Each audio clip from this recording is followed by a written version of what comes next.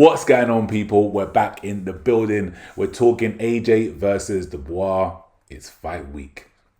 So in today's video, we're going to be analysing some of their fights, their common opponent, Oleksander Usyk, or one of their common opponents. They've had a few, but just Oleksander Usyk for now. We're going to be talking their latest fights. So Philip Hrgovic, Big Baby Miller. We're going to be talking Francis Ngannou, Otto Wallin. We're going to speak about what they do well and what they don't do so well. Strengths and weaknesses, who wins and why. My takeaways on that fight is, now I believe that that version of Usyk was a lot more aggressive than the first time round with AJ, and I also definitely blame a lot of it on the tactics of AJ's coaches in that fight.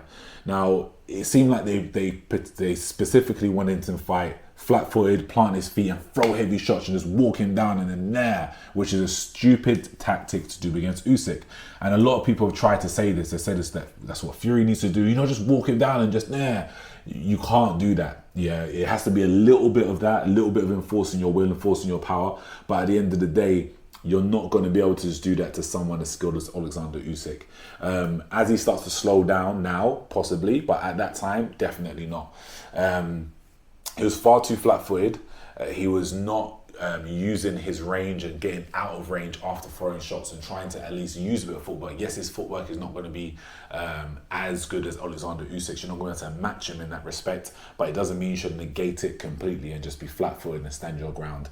The high guard, I don't like that for AJ. I don't think it works well for him either. He doesn't really love fighting in that type of style. I think what he's got now is obviously a much better, a little bit of a low lead hand, but keeping a little bit looser, a little bit kind of lucid in his movement. It made him look even stiffer than he actually is in that fight. So I didn't really like that. So I do blame a lot of that on the coaching. But Oleksander Usyk obviously is what made AJ look even, well, he won the fight. It wasn't just the coaching, it was through Usyk's tactics. So when I say that, Usyk was far more aggressive in this fight. He was moving in and out of range just as he was in the first fight, but not moving as far out of range and wasn't using as much lateral movement. He was far more aggressive. He was throwing punches in bunches, straight punches and big hooks and following at the end. Usyk's footwork is impeccable. His head movement is impeccable. So whenever AJ went up into that high guard, Usyk would close distance and throw punches and bunches, overwhelm him. When AJ opened up to throw back, Usyk would be out, or he'll move his head just to show some defense, and then we'll start countering him with 2, 3, 4 punches, and then be just a half step out once again. So once again, he wasn't as lateral, but his footwork was the key in that one. And that's when we move on to the Daniel Dubois fight and some of the stuff he actually did well in that fight. Let's get into it. This was the most kind of like aggressive Usyk that we started to see. We saw a little bit in that Joshua fight, but with this one, it seemed like Usyk wasn't as sharp. He wasn't as switched on. He wasn't using his footwork as much. He was willing to stand and have some sloppy trades in there. Yes, there were some sloppy movements and sloppy moments, but I still loved it. I loved the fact that Usyk was willing to go, I don't need to make it all pretty. I'm going to just stand here and slug it out of you here and there. Then I'm going to move out of range and I'm going to come back in again. So immediately we see a different type of respect that Usyk has for Dubois than he has for AJ. So, you know, when people say that Dubois did better in his fight than AJ did, Dubois did very well. He looks good, but he did not do better. He lost the fight. He was losing most of his rounds and he got stopped, and he also got dropped before the stoppage, which people forgot about. So even I forgot that happened because it didn't get discussed enough. So in terms of who did better, one got stopped, one didn't. So, you know, I can't really give Dubois too much props on that one, but we do have to say that he has improved since, and he has gotten a lot of heart since. So it's not as much his boxing ability as his heart has actually changed. So let's get into that in our next. We're going to get into Anthony Joshua versus Otto Wallin, and we're going to have a little look at some of the fight highlights. Now, in the first, let's say, I'm going to be real, first like 3 rounds, there weren't many highlights. Yeah. Now, it was because AJ was a lot more patient. But what we can straight away see in that round 1 is AJ's jab is sharp. Now, there was some discussion, I made a video about it before, saying that Dubois has a better jab than AJ. I don't I don't believe that. I don't think he does. The first 3 rounds is a little bit boring, but it was a feeder round. First time AJ attacks is round number 3, a right hand. When we just rewind that, he goes for a right hand, boom, and he follows it up with a left hook. And this is something that should concern Dubois. With Hrgovic, he ate a lot of right hands, but Hrgovic never followed it up with another shot. Go into that round number 4 now. And again, AJ just stalking Wallin, stalking him. Now, this is one thing we can say is that AJ likes things at his own pace, and that's something that could count against him with Dubois, because Dubois will be very, very active and will be ready to push the pace and attack and attack and attack, and will try to take AJ out of his kind of chilled sniper-like rhythm. And as we get into that round number 5, again, there's not much to talk about, but this stoppage, or the stoppage, this shot that kind of kicked everything off was absolutely brilliant. And again, it's that pull counter, being willing to throw with your opponent. Otto Wallin, same size as AJ, I think, yes, both 6'6", similar reach, I believe. But AJ pulls back as Wallin begins to throw his left hand. And even though the left hand connects, AJ's already still in motion, pulling back, bow, connects with the right hand, and again, follows it up with the left hook. Something that Hrgovic was not doing in his fights. And that's where the writing's on the wall. Wallin shows up, goes into a high guard. AJ is punching through the guard, punching through the target with that right hand, stalking him, and he's not rushing. This is something that we saw in the Usyk 2 fight. We've seen with AJ in the past as well. When he gets his opponents hurt, he rushes and tries to empty the tank. With this one, he's picking his shots. End of the fight, AJ puts a right hand into the body, and Otto Wallin quits on his stores. All she wrote. And let's move on to AJ versus Ngannou now. Again, AJ's playing the sniper. He's standing off Ngannou. And Ngannou is also trying to be a bit of a counter puncher on this one, which is not what Dubois will do. Dubois will be the person to push the pace, will be the person to push the action. In that first round, AJ was throwing a lot of good feints, going to the body. I don't expect Daniel Dubois to bite on the feints as much, but I do expect him to not expect those body shots. Those jabs to the body, especially for a taller fighter, you don't think they're going to come, but AJ is willing to throw it. Ngannou trying to counter with that left hook, and Joshua keeps that right hand nice and high for defense. Ngannou is throwing with some heat, but we get to the end of that round at last minute, and AJ puts Ngannou down for the first time as he switches to southpaw. Get into that second round now. We're going to see exactly what we saw with that Otto Wallin fight. We're seeing not necessarily a pull counter. It's not a massive pull counter, but a slight pull counter. Pulls the body back, drops it onto the back leg, uses it as a spring, and throws with his opponent, because he knows that his right hand will beat yours, or beat even your left hand. He knows his speed is way up there.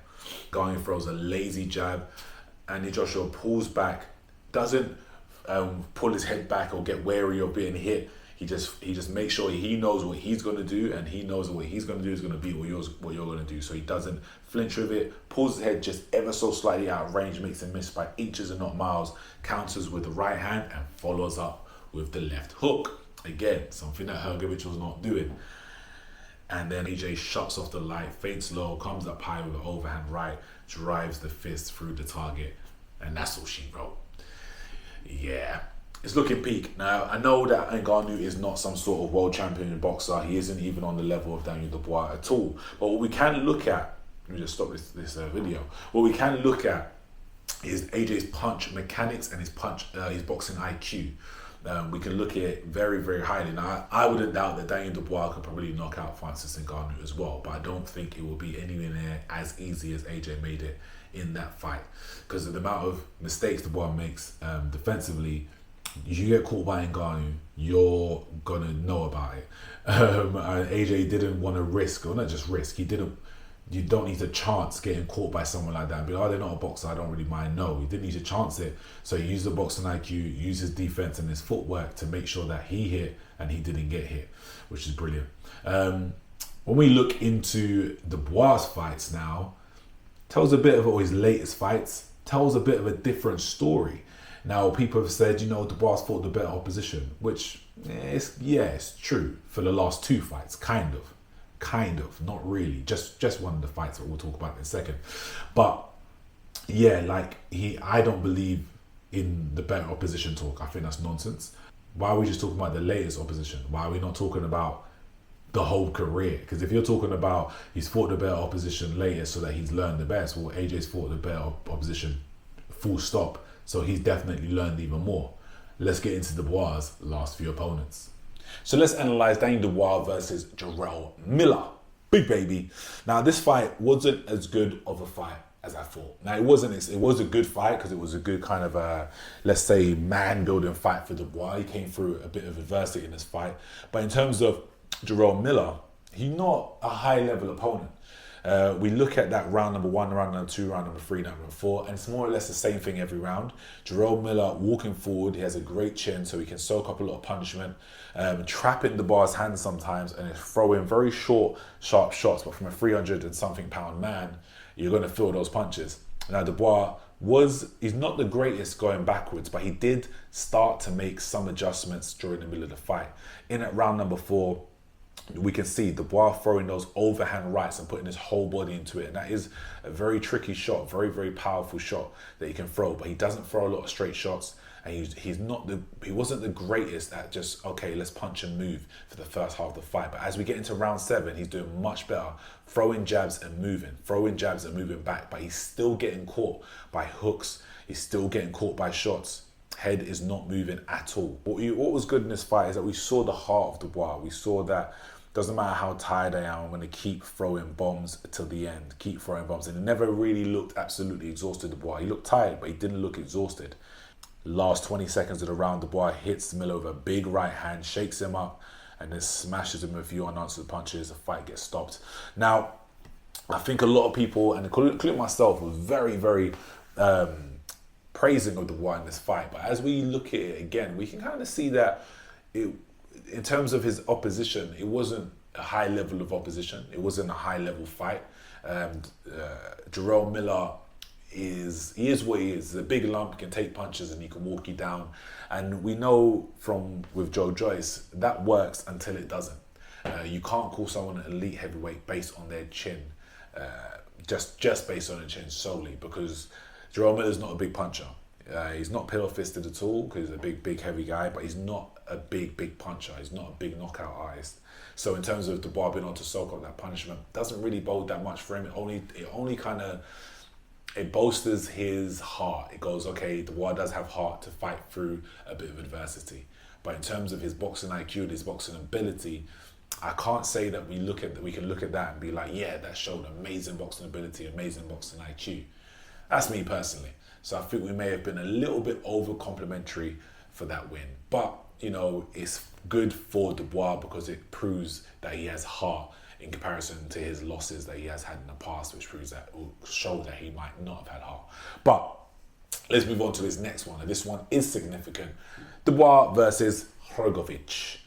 First few rounds in that Hrgovic fight, we can straight away see that Dubois is getting caught with far too many right hands. Those right hands over the top from Hrgovic. He throws a very looping right hand. He doesn't throw it so straight. He throws it very looping. And it was landing flush on Dubois. And this is one thing you can say. Dubois does have a chin. He has a great chin. We'll see when Andy Joshua fight with a serious power puncher if it's an elite chin. But it is a very, very good chin because he was getting hit flush with those right hands. But this is what we're saying. When he was making 0 adjustments early on in that fight. And just one of those right hands from Joshua would be enough to be a cause for concern. But when we do look at that fight, I believe it was during round number 4, haven't really got a round count on this one, he did start to make some adjustments, Dubois. He did start to step back slightly when when Hrgovic was throwing the right hand over the top. He started to pull his head back ever so slightly and pull his feet back and make Hrgovic miss. Because Hrgovic was starting to get predictable. 1-2. 1-2. The timing was very spicy, but after being hit with it 30 times, he started to adjust to it. Hrgovic also wasn't following up on that 1-2 with a different type of shot. He was throwing a 1-2 and trying to throw the 1-2 again. Wasn't throwing a 1-2 and then hooking off the end of it. Not a 1-2 hook and then an uppercut with a rear hand. Didn't really go to the body to try and slow Dubois down. I think he didn't respect Dubois enough. And what we will see with Dubois is to close that distance, he does use his head quite a lot. And he uses the elbows and forearms. And some of those might have cut Hrgovic. And then his punches helped to open up that cut. We know that Andy Joshua doesn't like those He doesn't like when that happens. He doesn't like being treated unfairly. We've seen it in a few fights. We saw it with the Andy Ruiz fight. We see it with the Pulev fight. Is that when you start to, or even with the Jermaine Franklin fight, if you're starting to kind of not do the gentlemanly thing in boxing, Joshua gets annoyed. Can Dubois use that to throw off his game plan? So this is where you start to see that Dubois' footwork is actually starting to improve quite a bit and help him quite a bit. But he still was getting caught with those right hands even late in the fight. Dubois literally throws a double jab, and then the next shot is his head. Double jab, headbutt, and then clinch. So there was a lot of headbutts in this fight. And remember, this fight didn't get stopped on Dubois knocking him out or hitting him badly. It got stopped on cuts, some of which might have been caused some headbutts. But because of Hrgovic's conditioning, we know that the fight was going to go one way. We could see that he was going to get knocked out through tiredness or sheer exhaustion. My takeaway from this fight is that, yes, Dubois did a lot better. He did a lot better. But if we're being honest, he was kind of lucky to win that fight. Some people might not like that take. Hrgovic was not very well conditioned, but he was still pinging Dubois with right hands over the top. Now, if Dubois does have one of those super chins, just like Joe Joyce, and can just take punches and can do that with AJ, then after this fight, we can give him all the praise and be like, that was a tactic. He knows he can soak up punishment, but he knows he can get to you. So fair enough, but that can only last for so long, in my opinion. But in my opinion as well, I don't believe that he's going to be able to soak up those type of shots from AJ. So we'll see if he's improved his defense. He did make adjustments in that fight, so we do have to give him a bit of praise on that one. It made him a little bit late, but he did make those adjustments and started to take a half step back and started to kind of slip and roll under some shots a little bit to make Hrgovic miss. So we have to give him a little bit of praise on that one. But I do think that, again, watching all this footage, analysing these things, it just makes me think even more that AJ is going to knock out Dubois early. Now, I said my prediction is before round number 5, 6-ish. I'm going to firmly say by round 5, I believe that Daniel Dubois will be stopped. Now, I don't believe it's going to be an easy fight. I know it's like, how can you say that? It's not going to be a Francis Ngannou, or it might not. It could be. It's a hard one. It could go both ways. I don't believe it's going to be a Francis Ngannou type performance from AJ where he's just going to go steamroll him. I think he might have to overcome some adversity, because Dubois' willingness to just go forward and risk it all can cause some problems. But on the way to risking it all, he's going to get caught with shots. I believe it's going to be a counter punch. It's either going to be a catch and then counter from AJ, as seen him practicing that, or it's going to be a pullback, a right hand and a left hook followed up with an uppercut somewhere in there.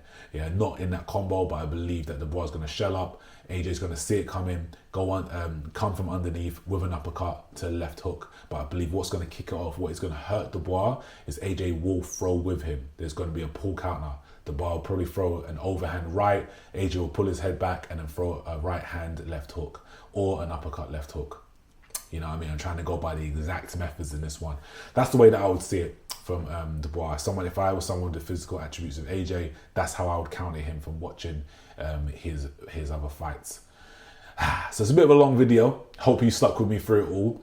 But let me know what you think of the fights. What do you think is going to happen? Who do you think will win and how? I might do a couple more fights, a couple more breakdowns or kind of videos on this fight card later on in the week. But let me know what you think in the comments below. Like, share, and please subscribe. Don't forget to like, it really helps. And I'll see you very soon. Peace.